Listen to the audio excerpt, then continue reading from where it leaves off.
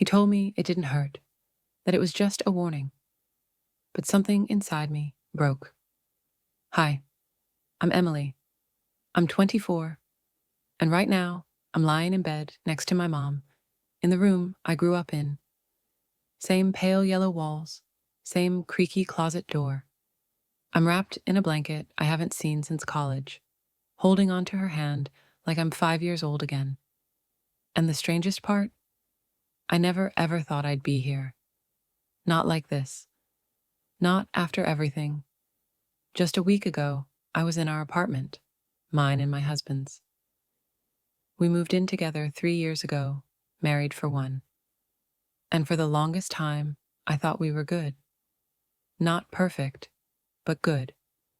We had late-night ice cream runs, movie marathons on the couch, little inside jokes that only made sense to us. He used to kiss me on the forehead before work. He used to say I made him feel safe, and maybe that's what's hardest now.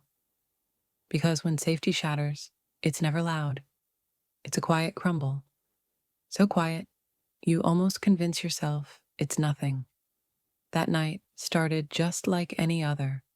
I had just finished one of those long, soul-washing showers, the kind where the world feels heavy and you need the heat to remind you you're still here. I stood there, eyes closed, letting the water run down my back, thinking about dinner, work, nothing in particular. Peace. When I stepped out, towel wrapped around me, I could hear yelling. At first, I thought it was the TV, but then I heard my name. He was in the living room, pacing, throwing cushions off the couch like they'd insulted him. "Where's my phone? Did you touch it?" It wasn't a question. It was an attack. And I knew that tone, not from him, but from somewhere deeper. It reminded me of how my dad used to sound when he drank too much. That edge of unpredictability. "I haven't seen it," I said, still dripping wet, the air cold against my skin. "Can you move, please? I need to get dressed." He was in the bedroom doorway, blocking it, looking behind the door like I'd hidden his phone there just to mess with him. I said, "Move." I kept my voice calm, measured, but he didn't like that. He spun around, shoved the door into me, hard enough to jolt me, not enough to bruise, but enough to send a message. I remember blinking, like maybe I imagined it. Still, I tried to de-escalate. "I'll help you look," I said quietly. "But I need to get dressed first." He stared at me, jaw tight. Then hurry up." Something snapped. I felt it like a click in my chest. "No," I said. "I'm not going to rush. It's not my fault you lost your phone." He didn't yell, he didn't scream. He just turned around and hit me. The back of his hand caught my mouth, quick, sharp, silencing, like punctuation at the end of a sentence I didn't know I was speaking. My body went still. Everything around me seemed to freeze. The ticking clock, the hum of the fridge, even my thoughts. Then he looked at me, dead in the eye, and said, "That was a warning. You need to watch your attitude." Like I was a child, like I was property, like love had rules I'd broken. I didn't cry. Not then. I didn't scream. I didn't throw anything.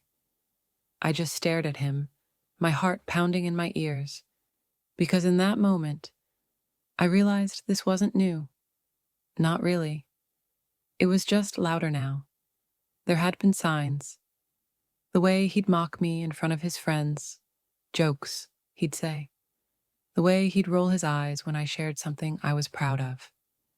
The way every disagreement somehow became my fault.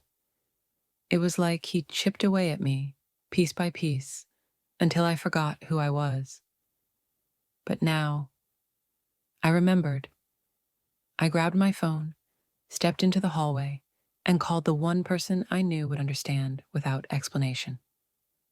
"Mom?" My voice cracked. "Can I come over?" She didn't ask why. She just said, "Come home." And I did.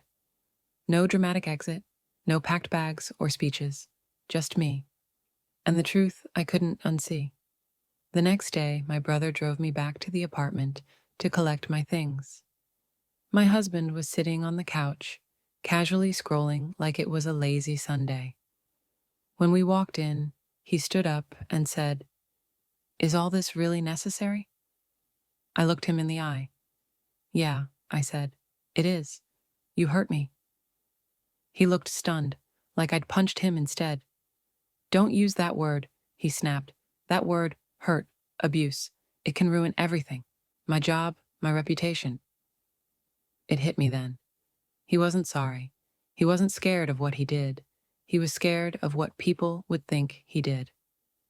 That night, he texted me. "If you tell anyone," it read, "we'll be done. Divorce, public, ugly. Be careful what you say." I reread the message, hands trembling, not because I was afraid, but because he really thought that was the worst-case scenario, that the loss of image was greater than the loss of love. And that was the final nail. He didn't think he had done anything wrong. He thought I had overreacted. He called it a tap. He said I was sensitive. But I know what I felt. I know the sound silence makes after someone crosses a line they can't uncross. Now I'm here, in this bed, where I once dreamed about love, about growing up and building a life. I'm trying to figure out how I got so far from the girl I used to be.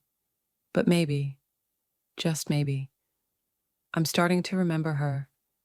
She was brave. She was loud when it mattered. She knew what love was supposed to feel like. And it wasn't fear. So if someone you love makes you feel unsafe, if they make you question your memory, your truth, your worth, please hear me when I say this. It doesn't have to leave a bruise to break you. It doesn't have to be screamed to be cruel. A single raised hand is enough. A single warning is enough. Real love doesn't punish you for speaking. Real love doesn't shame you into silence. And if you ever feel like you're walking on eggshells, trying to protect someone's image instead of your own peace, it's okay to stop. It's okay to leave. It's okay to start over. You are not overreacting. You are not weak. You are not alone. I'm Emily. I'm 24, and I'm finally remembering who I am. In the days that followed, I kept wondering if I should have stayed longer, if I should have waited until it got worse, because part of me still struggles to believe that what happened was enough. And that's the hardest part, isn't it? When you've been taught to measure pain in bruises and raised voices, anything quieter feels forgivable, survivable.